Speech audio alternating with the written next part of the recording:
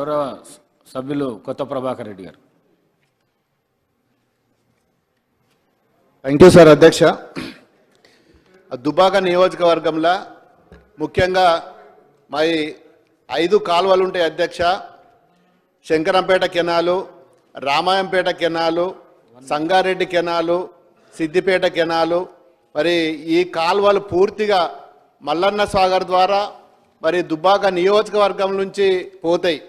మరి ముఖ్యంగా దుబ్బాక నియోజకవర్గానికి మల్లన్న సాగరు, కొండపోచమ్మ 2 ప్రాజెక్టుల ద్వారా మరి అన్ని మండలాలకు కూడా నీరు రావడానికి మెయిన్ కెనాల్స్ అన్నీ కూడా తవ్విండ్రు.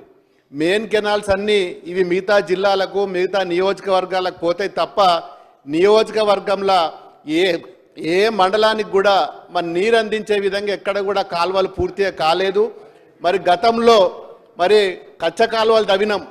ఏది ముఖ్యంగా ఎక్కడ కూడా సిమెంట్ లేయింగ్ లేకుండా మామూలుగా మట్టి తవ్వి వదిలిపెట్టిన కాలువల ద్వారా ఈరోజు నీరు పోయిన రెండు సంవత్సరాల నుంచి వాటి ద్వారానే చెరువులు కుంటలు నింపడం జరిగింది. ఈసారి ముఖ్యంగా సమస్య ఏంటంటే ఫారెస్ట్కు సంబంధించిన చిన్న స్ట్రెచ్లు అక్కడక్కడ 1000 గజాలు 2000 గజాలు ఉన్న కాడ గతంలో ఫారెస్ట్ వాళ్ళు రిక్వెస్ట్ చేస్తే ఎక్కడ కూడా ఆబ్జెక్షన్ చేయలేదు కాబట్టి చెరువులు కుంటలు నింపడం జరిగింది. ముఖ్యంగా చేగుంట మండలం, ఇది మెదక్ జిల్లాలో వస్తుంది. Chegunta, Narsingi, Shankarampet canal, Ramayampet canal, Upparpalli canal ద్వారా ఆ 2 మండలాలకు కూడా నీరు అందితే 2 మండలాల్లో కూడా ఫారెస్ట్ వాళ్ళతోటి ఇబ్బంది అవుతున్నది. వాళ్ళు ఫారెస్ట్ వాళ్ళు మరి కోఆపరేట్ చేయక అక్కడ కాలువలలో నీళ్ళు పోకుండా ఆపేసి కట్టలేయడం ద్వారా చాలామంది రైతులు మరి వరి నాట్లు వేసుకున్నారు. చాలా ఇబ్బంది పాలవుతుంది. ఫారెస్ట్ వాళ్ళు కోఆపరేట్ చేసి మరి వారిని ఆ పూర్తి స్థాయిలో వారితో రివ్యూ మీటింగ్ పెట్టి దుబ్బాక నియోజకవర్గంకు సంబంధించిన అన్ని కాలువల రివ్యూ మీటింగ్ పెట్టి మరి ఆ కాలువల ద్వారా నీరు అందించి ఇవ్వాలని చెప్పి నేను ఈ సభ ద్వారా మరి గౌరవ మంత్రి గారికి, ముఖ్యమంత్రి గారికి కూడా నేను రిక్వెస్ట్ చేస్తున్నా.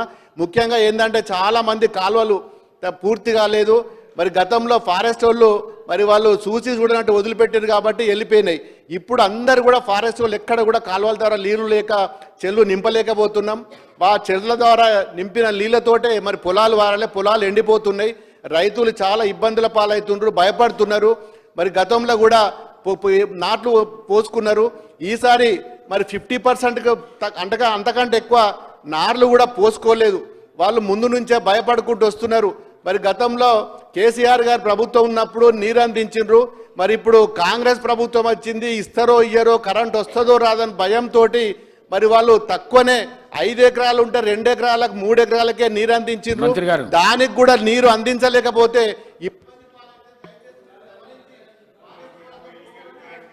మంత్రి గారు